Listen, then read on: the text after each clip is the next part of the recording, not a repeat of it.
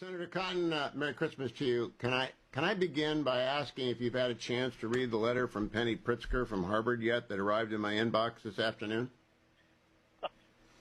No, Hugh, I haven't read it yet. I find any number of things to do, even if I had received it. It makes me wonder, why are you receiving letters from Penny Pritzker? I hope you haven't been supporting Harvard financially all these years. No, I'm not. Nonsense. No, I'm not. But it is addressed to the dear members of the Harvard community. So I think you'll probably get two, because you're not only a college graduate, you're a law school graduate. I'm just a college graduate. It includes by the way, it arrives within 48 hours of the massacre of Jews at the Hanukkah celebration on the beach in Australia. So I question the timing. But in any event, it includes this sentence: from restoring a sense of community during a period of intense scrutiny and division to launching vital new programs on viewpoint diversity and civil discourse and instituting new actions to fight anti-Semitism as well as anti-Arab bias, Alan has not only stabilized the university but brought us together in support of our shared mission. I just want to know if you've ever seen any anti-Arab bias at Harvard. Oh, yeah, the exact opposite is the case, Hugh. This is a typical liberal trope when it comes to denouncing anti-Semitism. They can't simply just say that anti-Semitism is awful and it reveals a deep rot in the mind of those who hate Jews. And for that matter, if it festers in society, a deep rot inside society, they always have to equivocate and compare it to anti-Arab bias or whatever Penny Pritzker says, or Islamophobia, which of course is also bad and should not be tolerated in polite society. But it's obvious that we've had a rise in anti-Semitism across the world, and unfortunately here in America as well. It's totally disproportionate to any kind of discrimination that Arabs have faced. Now, it's also 48 hours since Bondi Beach was the scene of a massacre on Hanukkah celebration. Do you think they even gave a minute to thinking about maybe we don't send this out today? You know, it's hard to get inside the minds of Harvard bureaucrats, Hugh, but I suspect probably not. Okay, and final question. Have you seen anything in any publication or any event that would indicate to you a Harvard commitment to intellectual diversity or to complying with the Supreme Court's adamant demand that colorblindness enter into the admissions process at every level? No, Hugh, I think it's the opposite is true. All the evidence, as well as common sense and the inherent logic of events, suggest that they've been massively resisting that decision and that they are not taking any steps to fulfill their requirements under the law, whether it's race-neutral admissions or protecting the rights of Jewish students on campus. No, okay. I just wanted to double-check my initial reactions to the latest appeal from the idiots running Harvard. Let me move on to Venezuela. On Friday night, I was on Special Report, and Venezuela came up. I pointed out in 1989, George H.W. Bush lost just cause, 27,000 American troops, 23 of whom were KIA, and many wounded, and no authority was required of Congress. Some was sought thereafter, after the fact, and was given.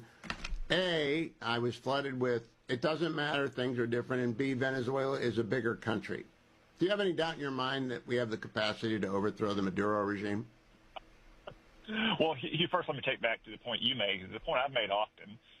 You have Democrats who are up in arms and demand, saying that Donald Trump is acting unconstitutionally or even calling for impeachment because he's simply blowing up a few boats in international waters that are carrying drugs bound for our communities. It'll kill kids across Arkansas and across our nation. By contrast, George Bush invaded an entire country with a land force and overthrew its government. Why? Because the dictator there was a U.S. indicted drug trafficker. That's exactly what Nicolas Maduro is as well. Yet the Democrats think Donald Trump can't blow up a few boats in international waters.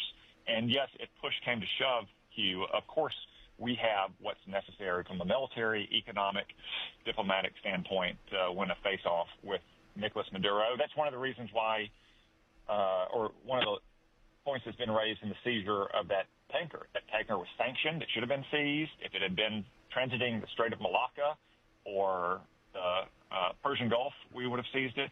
The drug boats are harmful to Maduro. They cost his government money, but nothing like what seizing the so-called gray fleet of tankers taking sanctioned Venezuela oil to the market will do. I had Admiral McRaven on Thursday talking about his brand new book, Conquering Crisis, which I encourage everyone to read. And in it, he details when he was a young SEAL commander, they grabbed an Iraqi tanker in the Indian Ocean, and nobody blinked. It was the right thing to do to Saddam in 1990 after he invaded Iraq. So Senator Kaine, your colleague from Virginia, is in full meltdown over the prospect of military action against Maduro. Do you ever take him aside and calm him down? I have not, Hugh.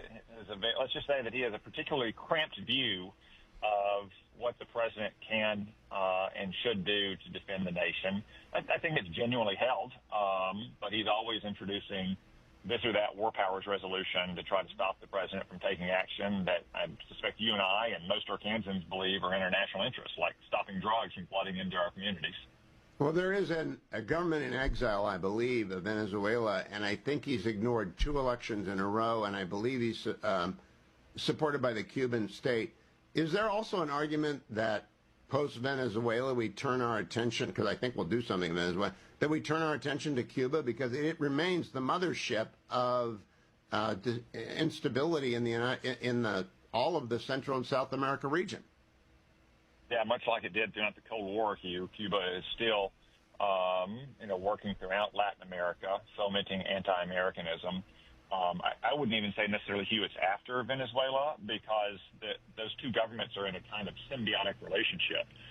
It appears that the tanker that we seized last week was bound for Cuba, and ever since Maduro's predecessor, Hugo Chavez, came to power and paid homage to the Castro regime in Cuba, they've been working closely together. Venezuela has been providing Cuba cut-rate oil to help prop up its failing economy, failing society, really. And in return, Cuba has provided intelligence and security services to Venezuela.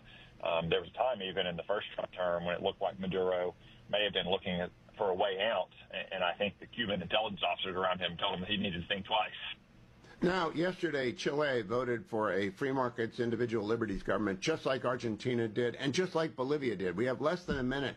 Do you think by the end of the term, Donald Trump, Central South America, and maybe Cuba will be significantly more free than when he began?